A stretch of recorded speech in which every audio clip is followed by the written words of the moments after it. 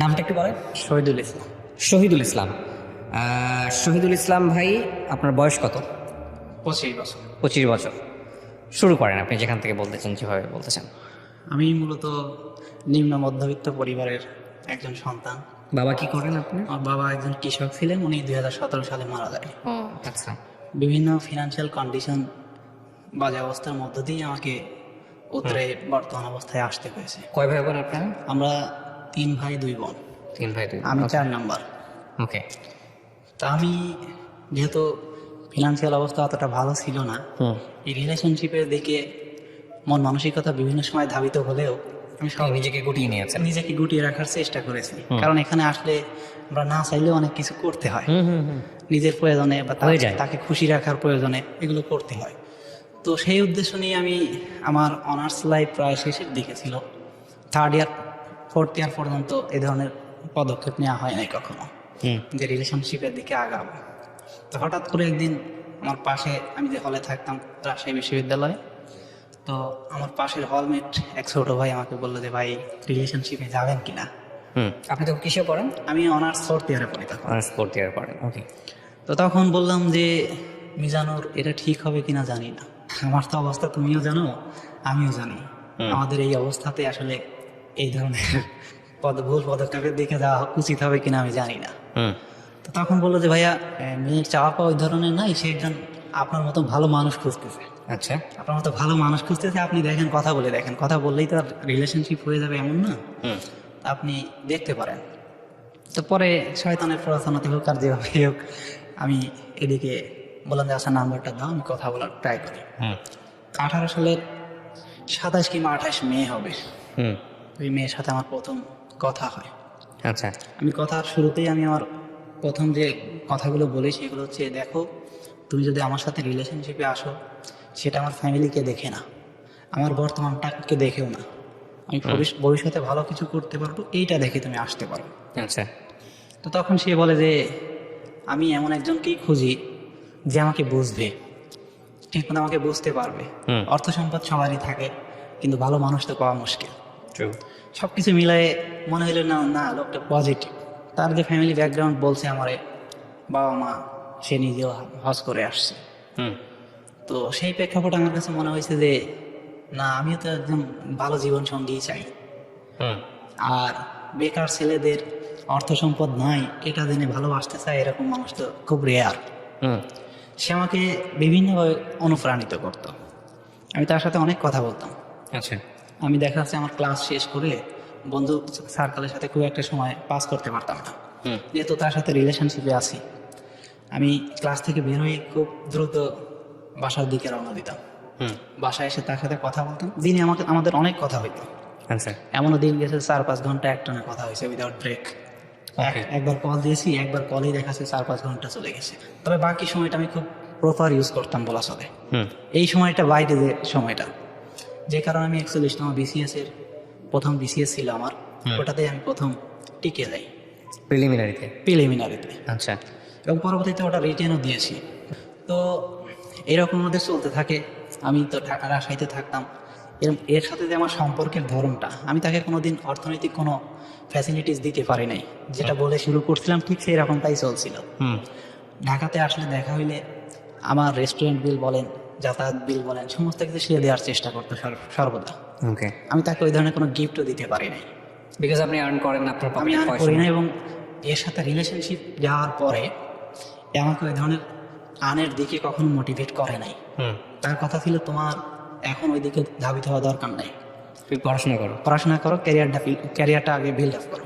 তোমার কাছে আমি যে খরচটুকু করি সেটা আমার investment, I will take it back in future. Okay. তোমার থেকে এটা আমি রিটার্ন নিব পরবর্তীতে। এটা বলতো আপনার গার্লফ্রেন্ড? হ্যাঁ হ্যাঁ। একটা মানুষকে তো বিশ্বাস করার কিছু কারণ থাকে। না, ডেফিনেটলি ভালো, ওইভাবেই তাকে বিশ্বাস করতাম অন্ধের মতো।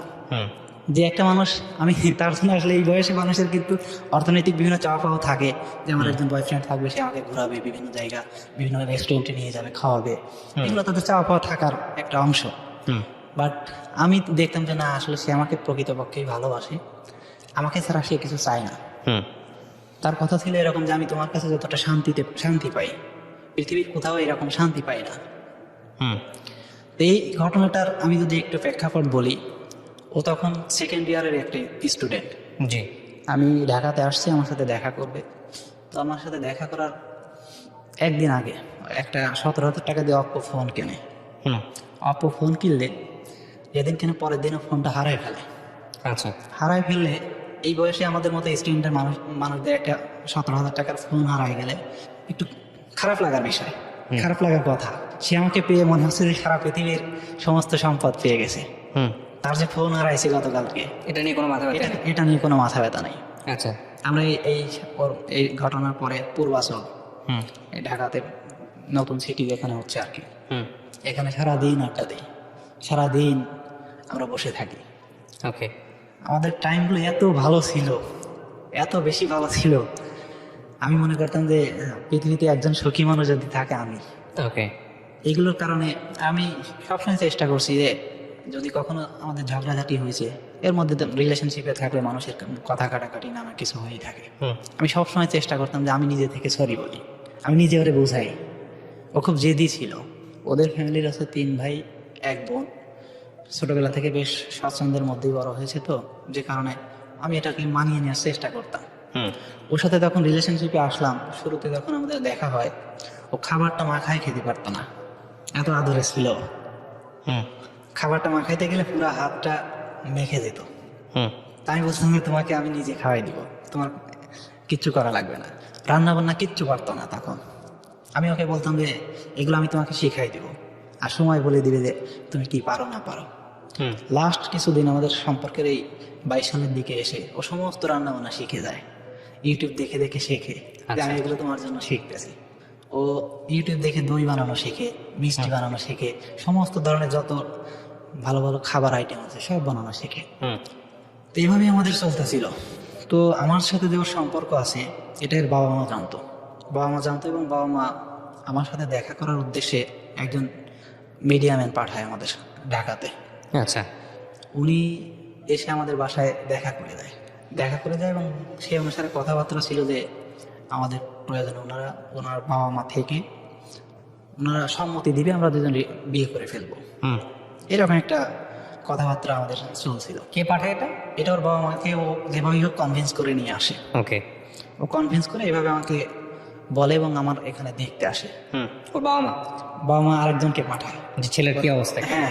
আপনার বাড়িতে পাঠায় নাকি না, আপনাকে আমার দেখতে? এখানে। আপনার ওখানে বলতে আপনি তখন কোথায়? আমি ঢাকাতেই থাকি তখন। ঢাকাতে থেকে কি করছেন তখন? আমি জব প্রিপারেশন নিচ্ছি। মানে জব খুঁজছেন? জি। তখন আপনার কি মাস্টার্স করা হয়ে গেছে? মাস্টার্স কমপ্লিট হয়ে গেছে। আমি 41তম BCS এর প্রিলিমিনারিতেও টিকে আছি তখন। আচ্ছা। তারপর উনি যে আমাদের বিষয়ে ভালো রিপোর্টই দেয় যে ছেলে এখন কিছু করে না, বাট ব্রাইট ফিউচার আছে।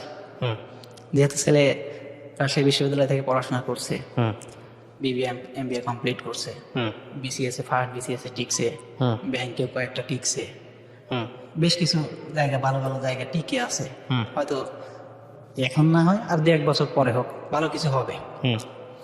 তো এইগুলোর পর দেখা যাচ্ছে ওর বাবা মা আসলে ফ্যামিলি তো চায় অন্যভাবে, যে ভবিষ্যতে কি করবে সেটা হিসাব পরে জানতে চায় এরা, যে বর্তমানটা কি করে। রাইট। সেইভাবেই এদের ফ্যামিলি হয়তো একটু পিছুটান থাকে। তো পিছুটান থাকলেও এ যেহেতু আমাকে 4 বছর ধরে ভালোবাসে, এত ভালোবাসা, আমাকে সবসময় মোটিভেট করে আসছে, সবসময় কমিটমেন্ট করে আসছে। তো ও কোনোভাবে চাচ্ছিল না যে ফ্যামিলি না চাইলেও প্রয়োজন আমরা বিয়ে শাদী করবো, এরকম পরিকল্পনা নিয়ে আসছিল। তো 22 সালের মে মাসের 4 তারিখে রমজানের ঈদ যায়। তো রমজানের ঈদের পরে আমাদের এসে বিয়ে করার কথা, তো এরকম কথা থাকলে আমি এইবার ওই রমজানের ঈদে বাড়িতে যাই না। বিভিন্ন করোনার অজুহাত দেখাই বা বিভিন্ন কাজ দেখাই, বাড়িতে না গিয়ে আমি ঢাকাতে আমার ভাইয়ের বাসা, সেখানে থাকি। ওকে। সেখানে থাকলে ঈদের পরে যেহেতু আমি বিয়ে করব, ফ্যামিলিও জানবে না। আমি এদিকে আমার আবার 44তম BCS এর প্রিলিমিনারি চলে আসে। তো প্রিলিমিনারি চলে আসলে ওর সাথে আমার কথা যে আমি বিয়ে করে রাখবো, প্রয়োজনে 2জন সেপারেশন থাকবো। বিয়েটা করা থাকলে তো আমাদের জোর করে পরবর্তীতে কেউ আর সেপারেট করতে পারবে না। তো পরবর্তীতেও বলে যে আচ্ছা ঠিক আছে। আবার আমাকে বলে যে আমরা যদি আলাদা থাকি 2জন ভেঙে পড়ি, তোমারও সামনে পরীক্ষা, আলাদা থাকলে আমরা আসলে 2জনই সারাদিন অনলাইনে থাকি, আমাদের টাইমটা অনেক ওয়াস্ট হয়ে যায়। রাইট। তো তখন বলে যে তুমি সাবলেট দেখো, ঈদের পরে এসে তোমার বিয়ে করব, তুমি সাবলেট দেখো। হুম। তো এই কথা বলার পর আমি ঈদের পরের দিন আমার ভাইয়ের বাসা থেকে চলে আসি। আচ্ছা। মিরপুরে থাকি যেখানে, সেখানে চলে আসি। হুম। আমি কোনোভাবেই বাইককে ম্যানেজ করতে পারছিলাম যে ঈদের পরের দিন কেন আসবো। পরে Okay. বললাম যে ভাই আমার রিটেন পরীক্ষা আছে, এগুলোর জন্য পড়াশোনার খুব প্রেশারের মধ্যে আছি, তো আমি চলে যাই। হুম। পরে আসলে পরে ও আমাকে ঈদের একদিন পরে আমাকে বলে যে তুমি সাবলেট দেখো না এখন, হুম। আমি জানানোর পরে দেখো। আচ্ছা। তো 4 তারিখে ঈদ হইলে 8 তারিখে ও বাসা থেকে আসে। হুম। তো বাসা থেকে যখন আসে তখন ও আমাকে বলে যে আমি আমার একটা বোনের গাড়িতে করে যাচ্ছি, আচ্ছা। গাড়িতে করে যাচ্ছি, এখন তুমি কল দিও না, আমি ফ্রি হলে আমি নক করবো। ওকে। তখন ও এসে হচ্ছে ওর বান্ধবীর বাসাতে ওঠে। ওকে। তো পরের দিন আমার যেহেতু সামনে আবার 44-এর রিটেন প্রিলিমিনারি চলে আসে, হুম। আমি পড়াশোনা নিয়ে খুব ব্যস্ত হয়ে পড়ি। হুম। আর 4টা টিউশনে আমি এদিকে ম্যানেজ করি, যে Okay. যেহেতু ওকে বিয়ের পরে সমস্ত ভরণ পোষণ তো আমাকেই করতে হবে। হুম। বাসাতে যেহেতু জানাচ্ছি না, কোনো খরচ নিতে পারবো না। হুম। তো 4টা টিউশনই ম্যানেজ করি। আপনার ফ্যামিলির ছেলে কয়জন? মানে আপনার আমরা 3 ভাই, 3 ভাই। আমি সহ। আপনি বড় ছিলেন সব? আমি ছোট, সবার ছোট। বাকি 2 ভাই তখন কি করছিল? বাকি 2 ভাই এখনো কর্মরত আছে। তখনও ওনারা- কর্মরত ছিলেন? হ্যাঁ হ্যাঁ। ওকে। ঠিক আছে। ওনাদের বাচ্চা কাছে আছে, ওনারা বেশ আমাদের থেকে অনেক বছরের সিনিয়র। ওকে, হ্যাঁ। তারপর? তারপর আমি 4টা টিউশনে নিই। হুম। 4টা টিউশনে নিয়ে সামনে আমার 44 BCS 43, আমি কোনোভাবে এর সাথে ঝগড়াঝাটি করে মিস হয়ে যায়। হুম। ওরা আমি বলতাম যে আমাকে বিয়ে করো, আমি একা থাকতে পারতেছি না। হুম। আপনি বলতেন? হ্যাঁ, হুম। আমি আসলে এত বেশি মনে করেন যে ওরে নিয়ে আমি কনসার্ন থাকতাম, হুম। ভালো লাগতো না। দেখা যাচ্ছে আমি পড়তে বসছি, 1 ঘন্টা পড়লেও আবার ওকে আমার কল দিতে হচ্ছে। হুম। আমি এই জন্য চাচ্ছিলাম যে পাশাপাশি থাকলে এই টাইমগুলো আমার নষ্ট হবে না, আমি পড়াশোনার পিছনে দিতে পারবো। কিন্তু কোনোভাবেই ওইভাবে রাজি হতো না। তো জি। 43তম BCS আমার ওইভাবে অল্প 2-1 মার্কের জন্য মিস হয়ে যায়। হুম। তো 44-এও যদি আমার এইভাবে আবার মিস হয়ে যায় তাহলে তো অনেক বড় ক্ষতি হয়ে যায়। রাইট। পরে আমি এরকম বললাম যে আমাদের মনে হয় যে এত দূরত্ব রাখা উচিত হবে না, হুম। এভাবেই করা উচিত হবে। হুম। তো পরে ওকে বললাম যে দেখো আমার অল্প কয়েকদিন পরে, হুম। 4 তারিখে ঈদ, আমার 27 তারিখে 44তম BCS এর প্রিলিমিনারি পরীক্ষা। হুম। তো আমি খুব একটা বেরোবো না, আমি টিউশনিগুলো ম্যানেজ করে এসে বাসায় আসবো, হুম। একটু রেস্ট নিব, তুমি ওখান থেকে চলে আসবে, আসলে আমরা বিয়ে করে ফেলবো। হুম। সমস্ত কিছু অ্যারেঞ্জ করা এরকম। ওকে। তো পরে ওই দিন ওর বান্ধবীর সাথে মহাখালীতে আসে, ওর কলেজ হচ্ছে তিতুমির। মহাখালীতে আসলে তখন আমি ওরে বলি যে আজকে ক্লাস তোমার করা দরকার নাই, আমরা এত বড় একটা ডিসিশন নিতে যাচ্ছি, আজকে কি তোমার ক্লাসটা ইম্পর্টেন্ট হয়ে গেল? হুম। তখন ও আমাকে বলে যে করোনার জন্য আমি ক্লাস করতে পারিনি, আমাকে পরীক্ষায় বসতে দিবে না স্যাররা। আমি পরে বললাম যে তুমি আসো, আমি এখানে কাজী পড়াতে দেখা করি। হুম। তো ও তখন ওর বান্ধবীর সাথে, তখন ও আমার সাথে রাগারাগি শুরু করে যে আমি তোমার জন্য বাসা থেকে চলে আসছি, অথচ তুমি তোমার বলতেছি মহাখালীতে আসতে তো না। আমি ওরে বোঝাই যে দেখো তুমি তো আমার স্বামী জানো, আমার ভালো মন্দ চাওয়ার জন্যই তো এত কিছু করতেছো। হুম। আমার সামনে কয়েকদিন পরে BCS পরীক্ষা, আমি তোমার জন্য 4টা টিউশনে নিছি। তখন আমাদের এরকম একটু কথা কাটাকাটি হয়। ও মহাখালীতে কেন যেতে বলছিল আপনাকে? মহাখালীতে ওর বান্ধবীর সাথে আসছে, হ্যাঁ। ওখান থেকে হয়তো কথাবার্তা বলবে যে আমার ফ্যামিলি থেকে জোর করে বিয়ে দিয়ে দিচ্ছে, এরকম কোনো কিছু আমাকে আর জানাবে। আপনি তো বলতেছিলেন মিরপুরে যাওয়ার জন্য, আপনার বাসায় যাওয়ার জন্য। আমার বাসার আশেপাশে ওখানে আমি কাজে অফিসের, কেন এতটুকু আসতে আপনার সমস্যা কি ছিল? আমার সমস্যা ছিল না।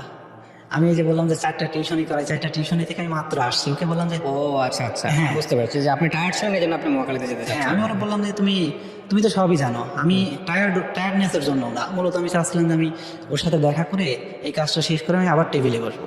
মানে বিয়েটা করে টেবিলে বসে? হ্যাঁ, আমার আবার কয়েকদিন পরেই, মানে 20 দিন পরেই আবার প্রিলিমিনারি পরীক্ষা, 44তম BCS এর সময়গুলো তো খুব গুরুত্বপূর্ণ। হুম। তো পরে ও আমাকে রাগারাগি করে ও ফোনটা অফ করে দেয়। হুম। আমি ওর বান্ধবীকেও ফোন দেওয়ার চেষ্টা করি বারবার, ওর বান্ধবী আমার ফোন রিসিভ করে না, ফোন অফ করে দেয়। আমি বারবার চেষ্টা করি ওর বিভিন্ন নাম্বার দিয়ে, অন্য নাম্বার দিয়ে, কোনোভাবেই আর পাচ্ছি না। হুম। না পেলে আমি খুব ডিপ্রেসডের মধ্যে আছি। হুম। তো আমি পরের দিনে পড়াইতে যাই। হুম। পরের দিন যখন পড়াইতে যাই তখন ওর সাথে আমার SMS এ কথা হয়, বাট আমার নাম্বারে ব্লক করে রাখে। তা আমি বলি যে তুমি দেখাটা করো, দেখা করে যা কিছু বলার বলো। হুম। ও বলে যে তোমার সাথে আমার আর দেখা করা সম্ভব না, হুম। অনেক কিছু হয়ে গেছে এর মধ্যে, হুম। এরকম কিছু মিন করে। হুম। তার অনেক একদিন কিছু হয়ে গেছে বলতে আপনি জিজ্ঞেস করলেন না কি হয়েছে? ও বলে যে অনেক কিছু হয়ে গেছে, But কি হয়েছে সেটা বলে না। মুখোমুখি হইলে পরে জানাবো। ওকে, তারপর? তার কয়েকদিন পরে আমাকে বলে যে তুমি, আমি খুব এর মধ্যে কান্নাকাটি করতে থাকি। যে তুমি আসতেছো না কেন? হ্যাঁ। কোথায় তুমি? হ্যাঁ, কি অবস্থা? তো ও এতটুকু বলার পরে আমি ওর মাকে ফোন দিই। যখন ওর ফোন নাম্বার এরকম বন্ধ পাই, তখন ওর মাকে আমি কল করি যে আন্টি কি হয়েছে আমাকে একটু বলেন। তখন বলতেছে, বাবা আমরা ফ্যামিলি থেকে ওর বিয়ে ঠিক করে ফেলছি, তো তুমি আর নক না করলে ভালো হয়। হুম, তো আমারও তো একটা প্রেস্টিজ আছে, আমি ওনাকে আর বিরক্ত করি নাই। রাইট। তো পরে একদিন দুই দিন পর আমাকে আমি ওই রকম জোরাজোরি করতেছিলাম, ও বললো যে তাহলে তুমি আমার কলেজে আসো। হুম, কলেজে ওখানে আসো, ওখানে দেখা করে মুখোমুখি হয়ে কথা বলি। হুম, তো কলেজে আসলে আমি যখন মুখোমুখি হই, তখন ও প্রচণ্ড কান্না করতেছিল, হুম, কান্না করে ভেঙে পড়ার মতো হবে। হুম, তো আমরা অনেক সময় থাকার পরে ও বললো যে আমি ক্লাস করব, তোমার মনে হয় এখন চলে যাওয়া উচিত। তো আমাকে ওই দিনও বেশ কিছু খাবার দাবার নানান কিছু কিনে দেয়। হুম, আমি তখন আমার বিশ্বাস হয় না যে ও আমাকে ছেড়ে এরকম কোনো কিছু করবে, হুম, তখন আমি বিশ্বাস করতে পারি নাই। তো পরে ওখান থেকে যখন চলে আসি, এর কয়েকদিন পর আমার বিসিএস পরীক্ষা প্রিলিমিনারি হুম, হয়। প্রিলিমিনারির আগে আমি কোনোভাবেই আর বসবো না, এর মধ্যে আমি জেনে গেছি যে ওর বিয়ে হয়ে গেছে। কিভাবে জানলে? ওর সাথে আমার কন্ট্যাক্ট হতো, তখন আচ্ছা। ফোনে কথা হইতো, অনলাইনেও কথা হইতো। হুম, ও আমাকে বলতো যে আমার বাসা থেকে আমার বাবা মা ভাইরা জোর করে ওই দিন, যেদিন রাতে ফোন বন্ধ পাইলে ওই দিন আমাকে, আমি বান্ধবীর বাসায় ছিলাম, ওখান থেকে আমাকে জোর করে নিয়ে এসে বিয়ে দিয়ে দেয়। আচ্ছা। জোর করে নিয়ে এসে বিয়ে দিয়ে দেয়। তো আমি এখানে আসলে ভালো নাই, আমি কোনোভাবেই থাকতে পারতেছি না। হুম, তো এর মধ্যে আমি আমার যে হলে থাকতাম যে রুমমেট ছিল, সেই রুমমেট ভাইকে নক করে ওনাকে সব কিছু বললাম, অনেক ফিরি ভালো সম্পর্ক ছিল। তো ওনাকে বলার পরে বললো যে শাহাবুদ্দিন, এখন যে পরিস্থিতি দাঁড়াইছে, তোমার এখান থেকে ফিরে আসাটাই সব থেকে উত্তম। তারপরে যদি না পারো, তুমি বিসিএস পরীক্ষাটা অন্তত দাও। হুম, পরীক্ষাতে যদি তুমি খারাপ করো, তখন কিন্তু এই মেয়ে কোনোদিন আর ফিরবে না, হুম, যেহেতু একটা অবস্থা তৈরি হয়ে গেছে এখানে। হুম, তো আমি ভাইয়ের কথা মতো বিসিএস এ বসলাম। আমি বিসিএস এর আগে কিন্তু এই ঘটনা কিন্তু আমি বুঝে ফেলছি যে ওর বিয়ে হয়ে গেছে। আচ্ছা। আমি আর পড়ার টেবিলে কোনোভাবে বসতে পারতেছিলাম না। হুম, আমি মানসিকভাবে খুব হতাশ, একেবারে ভেঙে পড়ছি। হুম, আমি এর মধ্যে আমার প্রেশার বেড়ে এমন অবস্থা, আমি মারাই যাই, আমার হাত পা সব অবশ হয়ে যায়। হুম, আমার রুমমেট আমার হাতে মাথায় পানি দিতে থাকে, হাতে তেল দিতে থাকে, খুব খারাপ অবস্থা। তা আমি এই খারাপ অবস্থার মধ্যে ওই দিন যখন এইরকম ঘটনা যেদিন শুনি যে ওর বিয়ে হয়ে গেছে, হুম, আমি আমার বড় ভাইকে কল দিয়ে ফেলি। আমি একেবারেই ভেঙে পড়ছি, আমার মাথায় কোনো কাজ করতেছে না, এরকম একটা অবস্থা। হুম, আমার বড় ভাইকে ফোন দিয়ে আমি কান্নাকাটি শুরু করে দিই। হুম, আমি কান্নাকাটি শুরু করলে আমার ভাই বলে যে মেয়ে যদি রাজি থাকে আমরা নয় সব কিছু ম্যানেজ করতে পারি, মেয়ে তোর সাথে না আসলে আমরা কিভাবে কি করবো। Okay. আমাকে সান্ত্বনা দেওয়ার চেষ্টা করে যেভাবে তারা পারে। হুম, তারপরে ভাইদের সাথে আমার দীর্ঘদিন আর কথা হয় না এই বিষয় নিয়ে। হুম, এই ঘটনার পরে আমার বিসিএস পরীক্ষা হয়ে যায়। তখন হচ্ছে ও আমাকে কিন্তু এর মধ্যে বারবার আশ্বাস দিতে থাকে হুম, যে আমি তোমার কাছে আসতে চাই, মানে ভুল করে ফেলছি, তোমার কাছে আসতে চাই।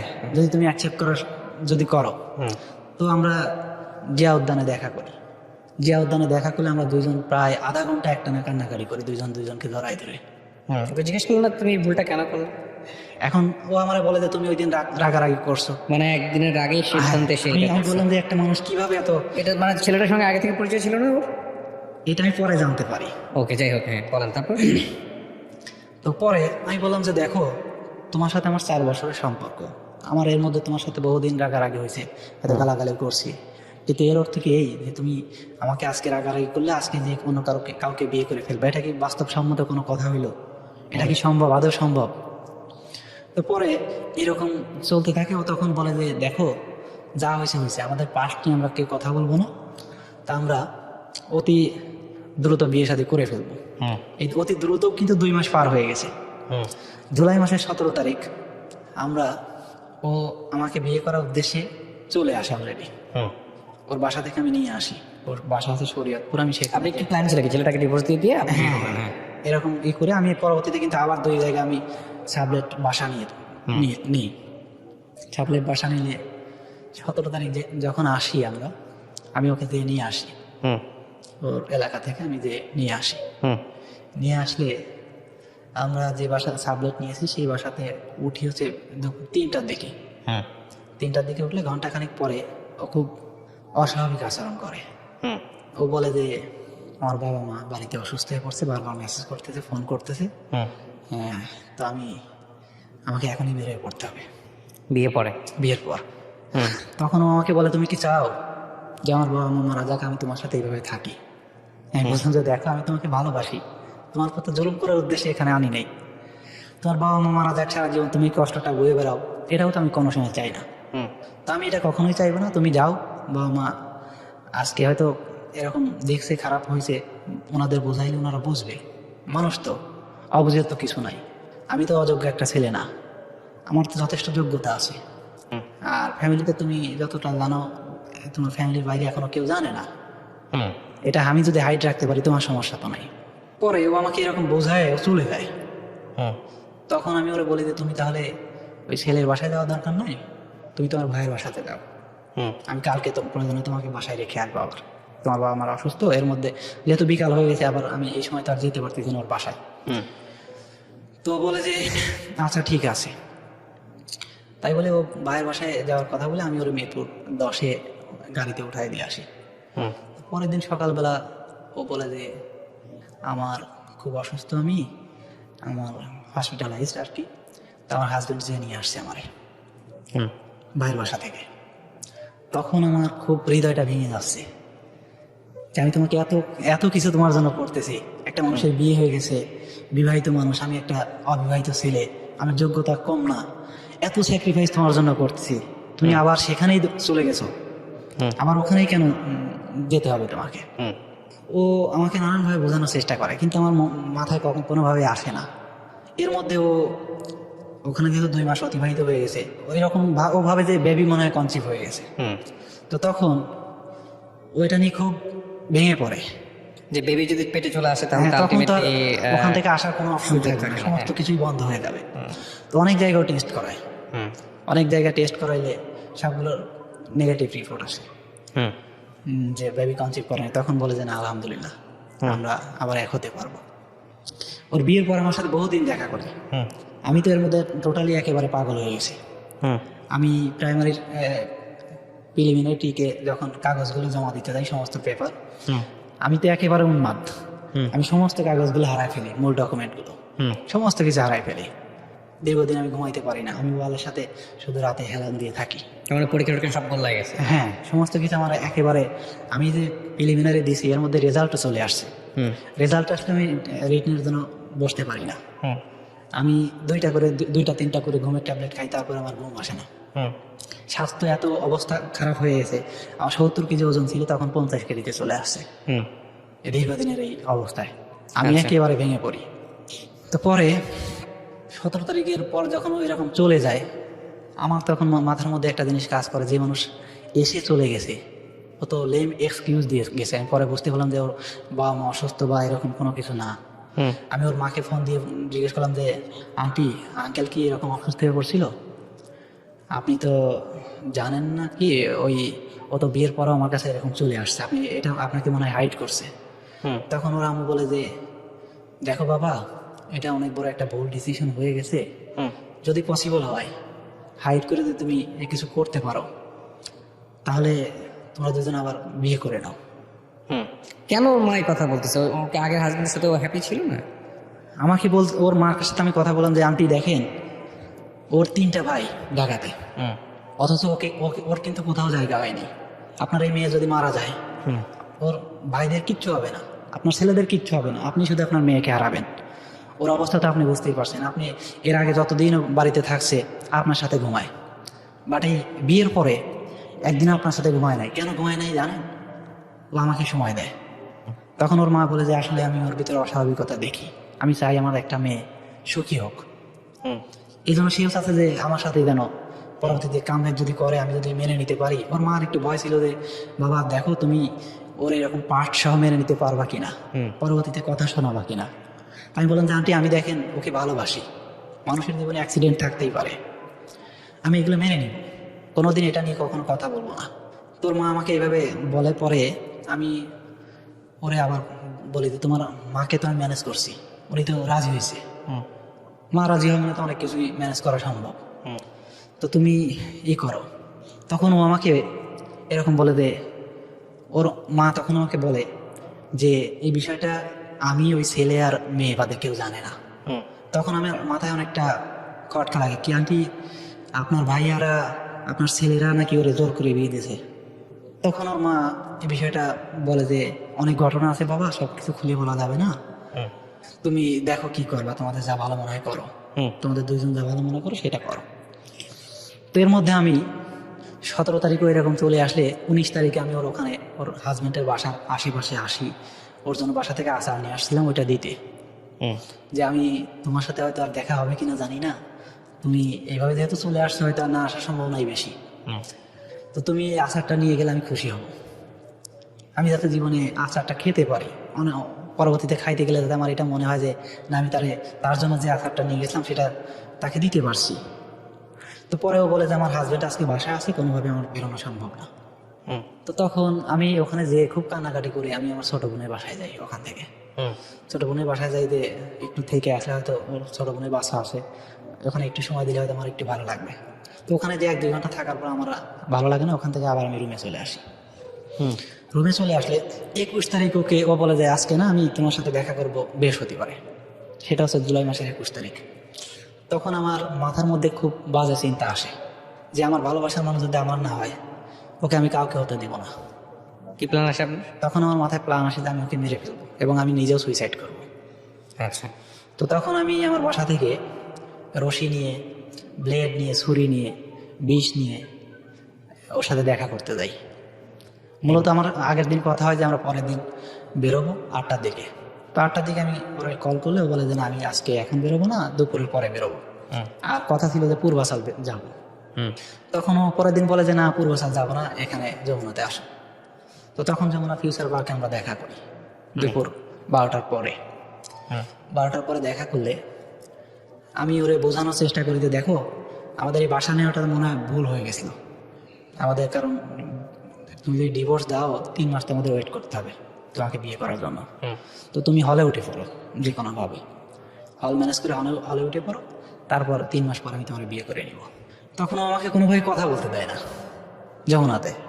আর আমি তো এদিকে বাসা থেকে নিয়ত করে বেরিয়েছি আজকে ওকেও মেরে ফেলবো, আমি নিজেও মারা যাবো। তখন হচ্ছে আমি ওর গলাটা চেপে ধরি, আজকে ওকে এখানে মেরে ফেলবো। গলাটা চেপে ধরলে ওর হাত পা চুরাচুরি করে, ও চোখ দুটো দাঁড়ায় যায়, জিহ্বা বের হয়ে যায়। তখন আমাদের থেকে 5-7 হাত দূরে একজন বসে মোবাইল টিপতেছিল শুয়ে পড়ে। আমি একটু ভয় পেয়ে যাই, আমি তো আর সিরিয়াল কিলার না, আমি ওই ধরনের প্রফেশনাল কিলারও না। ও যখন গুমরানি শুরু করে আমি প্রচণ্ড ভয় পেয়ে যাই। ভয় পেয়ে গেলে ওকে ছেড়ে দিই। ছেড়ে দিলে ও উঠে বলে যে leave me alone, leave me alone. আমি ওর পিছু নিই, আবার পিছু নিয়ে ও গাড়িতে ওঠে, আমিও গাড়িতে উঠি। তো পরে হচ্ছে বারবার মানুষের মধ্যে যাইতে চাই। যখন বারবার মানুষের মধ্যে যাইতে চাই, তখন হচ্ছে আমি দেখলাম যে না, এখন তো সিন ক্রিয়েট হয়ে যাবে, লোকজন আমাকে মারধর করবে। তখন হচ্ছে আমি গাড়ি থেকে নেমে পড়ি। গাড়ি থেকে নেমে পড়লে 1-2 দিন পরে আমি তখন বাসায় এসে খুব খারাপ অবস্থা হয়ে যায় যে এই মানুষটা আর কোনোদিন আমার হবেই না, সম্ভবই না। আজকে যা করছি, তখন আমি যে ওরা SMS করেছি যে দেখো, আমি 2 মাস ঘুমাই না, তোমার সাথে যমুনাতে যা হয়েছে হয়তো আমার অজান্তে হয়েছে, তোমাকে খারাপ উদ্দেশ্যে আমি এরকম কোনো কিছু করতে যাই না, হয়তো আমার অজান্তে এগুলো হয়ে গেছে। তো তারপরে আমার সাথে ও কমিউনিকেশন করে যে এরকম যে আমাকে টর্চার করতে পারে, তার সাথে তো আমার সম্ভব না, যাওয়া সম্ভব না, এরকম করতে থাকে। পরে আমি 1-2 দিন পরে আমার ভাইয়ের বাসাতে যাই। আমার ভাইয়ের বাসা আশুলিয়াতে, ওখানে যে সপ্তাহখানেক থাকি। ভাইরাও তখন আমার অবস্থা দেখে, আমার তো অবস্থা খুব খারাপ। 70 কেজি থেকে একজন মানুষের 50 কেজি ওজন আসলে কি অবস্থা চেহারা হয়, খুব বিদঘুটে অবস্থা, আমার বাজে অবস্থা একেবারে। তখন আমার ভাইয়ের বাসাতে সপ্তাহখানেক থাকার পর আমার ভাইয়ের সাথেও মেয়ের কথা বলাই দিই। আমার ভাই আমার অবস্থা দেখে বলে যে মেয়ের নাম্বার দিয়ে আমি কথা বলে দেখি। তো আমার ভাই নাম্বার নিয়ে কথা বললো। তো মেয়ে বিভিন্নভাবে বোঝায় যে আসলে সামাজিকতা নানান কিছুর জন্য আমি আসলে কামব্যাক করতে পারতেছি না, যদিও এই বিয়ের পরে আসছি, এটা আমার ভুল করে আসছি, বা এরকম নানান কিছু বোঝানোর চেষ্টা করে আর কি। তো পরে আমি ভাইয়ের বাসা থেকে আসলে আমি আবার বাসায় চলে আসলাম। ভাইয়ের বাসাতেও আমার কেমন যেন দম বন্ধ মনে হচ্ছিল, ওখানে আমি ভালো নাই এরকম মনে হচ্ছিল। পরে আমি এখানে আসলাম। এখানে আসার পর আমি একটা টিউশনি করাইতাম এখানে ঢাকাতে। তো পরে আমার একটা টিউশনি করাইতাম আন্টিদের কাছে খোলামেলা বলি যে আন্টি আমি এই অবস্থা। এর আগেও আন্টিকে বলছিলাম যে আন্টি ওর বিয়ে হয়ে গেছে, এই জন্য আমি ভেঙে পড়ছি, টিউশনিটাও বাদ দিয়ে দিয়েছিলাম। আন্টিদের সাথে যেহেতু অনেক ভালো সম্পর্ক, ওনারা আমাকে খুব হেল্প করার চেষ্টা করে যে আপনি কি করলে আপনি সুস্থ হবেন বলেন তো, আপনার এই অবস্থা দেখে তো আমাদের আর ভালো লাগছে না। পরে ও যে আমার কাছে আসবে, আসার জন্য ওই ছেলের এনআইডি কার্ডের ছবি দেয়। ওই এনআইডি কার্ডটা ওই আঙ্কেল আবার এসআই আঙ্কেলকে দিই যে আঙ্কেল এই ছেলের সাথে আমার যে কোনোভাবে মিট করাই দিবেন। মিট করাই দিলে ও আমাকে বলতো যে এই ছেলে হচ্ছে আমাকে ভয় দেখায়, ভয় ভীতি দেখায়, ওখানে বদ্ধ করে রাখছে, আমি এই ভয়েই আসতে পারি না তোমার কাছে। তো আঙ্কেল পরে বলে যে আচ্ছা দাও দেখি ঠিকানাটা, দেখি ঠিকানাটা উনি মিল করে দেখে যে ওনার এলাকাতেই বাসা।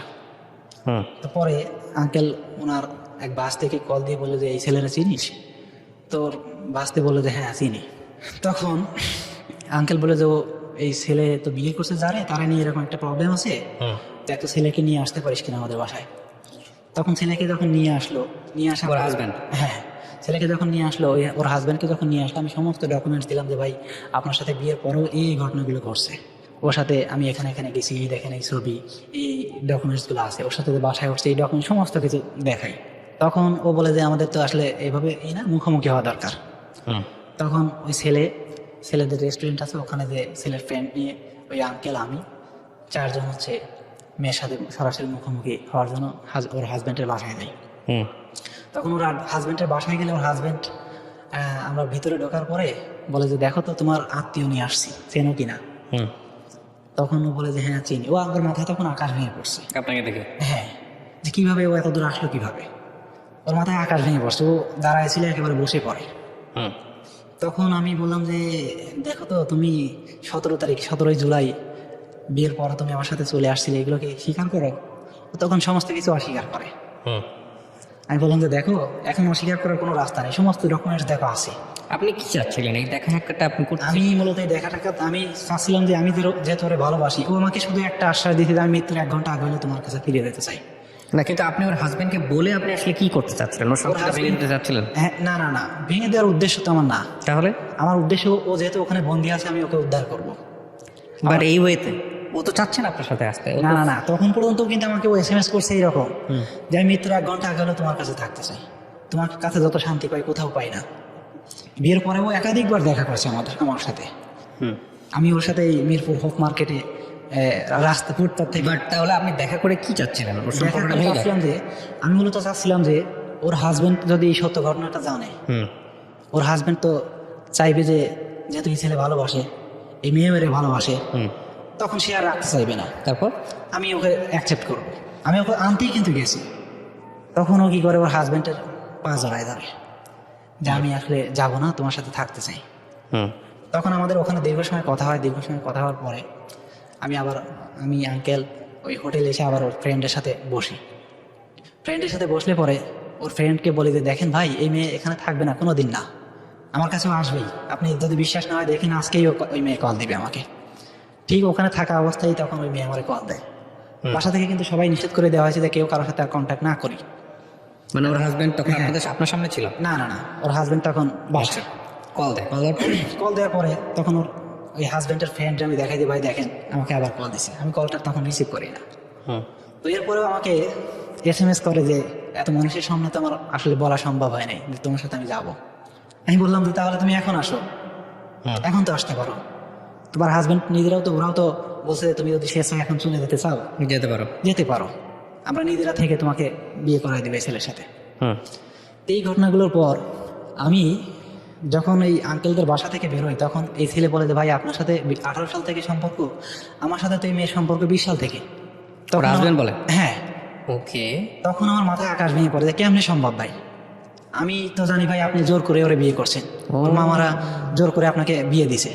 তখন বলে যে ভাই এই দেখেন আমার কাছে ভিডিও আছে, হেসে খেলে আমার বিয়ে করতেছে, ভিডিও আমাকে দেখায়। একটা বিষয় আছে, ওই চাইছে কি চাইছে আসলে মনের কথা তো আসলে দেখার পর আমার তখন মাথায় আকাশ ভেঙে পড়ছে যে মুখোমুখি না হলে তো আসলে কোনো কিছু আমি বিশ্বাস করতে পারতেছি না। তো পরে মুখোমুখি হয়তো বুঝতেই পারলাম যে না এখন মেয়েটা হচ্ছে ওর ছেলে, ওই হাজবেন্ড হচ্ছে বেশ ইস্টাবলিশড। পরবর্তীতে বুঝতে পারলাম যে সে আমার সাথে প্রচন্ড মাত্রায় একটা বিশ্বাসঘাতকতা করছে। আমি মূলত যে সুইসাইডাল মোডে ছিলাম, এর মধ্যে আমি এমনও নিয়ত করছি যে ওর বাসায় যে আমি দেবদাসের মতো ওর বাড়ির সামনে মারা যাবো। মানে এই ঘটনার পরে এই ঘটনার পরে না, ওর সাথে দেখা করার আগ পর্যন্ত। আপনি যখন এটা জানলেন পুরোটাই যে ও 2020 সাল থেকে ছেলের সাথে সম্পর্ক, আপনার সঙ্গে 2018 সাল থেকে, তখন আপনার কেমন লাগছে? তখন আমার তো আকাশ ভেঙে পড়ছে মাথায়। তারপরে আমি চাইছি যে ও যদি আমার সাথে আসে তবুও বিয়ে করবেন? তবুও বিয়ে করবো। কারণ হচ্ছে দেখেন, আমার তখন মনে হয়েছে যে ও এক জায়গায় সংসার করছে, সেই ছেলে যখন ওকে রাখবে না, আমিও যদি আবার ছেড়ে দিই, এটা আমার কাছে মনে হয়েছে যে আমার এক ধরনের প্রতারণা করা হচ্ছে। আপনি কি জীবনে আর কখনো কাউকে লাভ করেন নাই, নাকি এটাই আপনার এটা আমার জীবনের প্রথম ভালোবাসা। আমি একেবারে অন্ধ ছিলাম। তারপর কি হলো? তারপরে শেষমেশ আমি বুঝতে পারলাম যে আসলে ও এখন আর আমাকে চাচ্ছে না। তবে ওর SMS গুলো এখনো মনে হয় যে ও আমাকে লাস্ট কথা হয়েছে কবে আপনার সঙ্গে? লাস্ট ও যখন ওখান থেকে আসার পরে আমার ওখান থেকে কিন্তু কথা যে আমরা কেউ কারো ফ্যামিলি না, লাস্ট কবে কথা হয়েছে শুধু একটু বলেন। সেটার দরকার নাই, আমি গল্পের ডায়াগ্রামে যাচ্ছি না। মানে লাস্ট কবে, কতদিন আগে? লাস্ট হচ্ছে জুলাই মাসের 21 তারিখ। 21 তারিখে এই মেয়েটা যদি এখন আসে, আপনি এখন থেকে বিয়ে করবেন? এখন আসলে ফ্যামিলি অবস্থা যা দাঁড়াইছে এখনো সম্ভব না। কেন?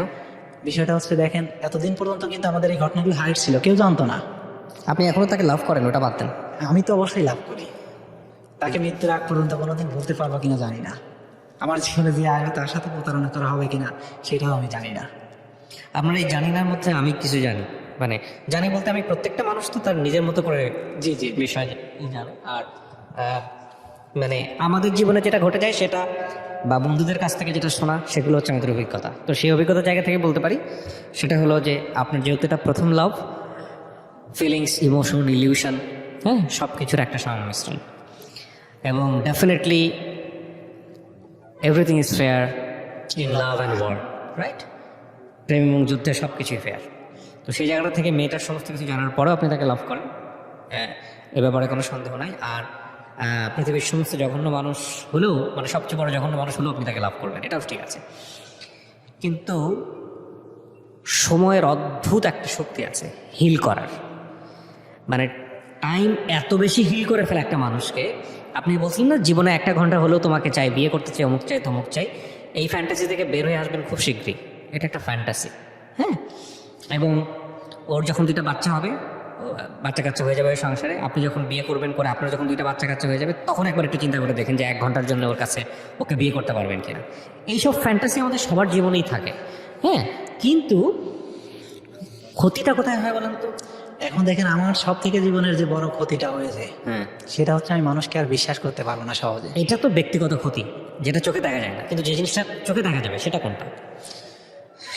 আপনার ক্যারিয়ারের যে ক্ষতিটা হয়েছে, যে ক্ষতিটা হয়েছে, এটা কোনোদিন আর পোষাইতে পারবেন না, রাইট?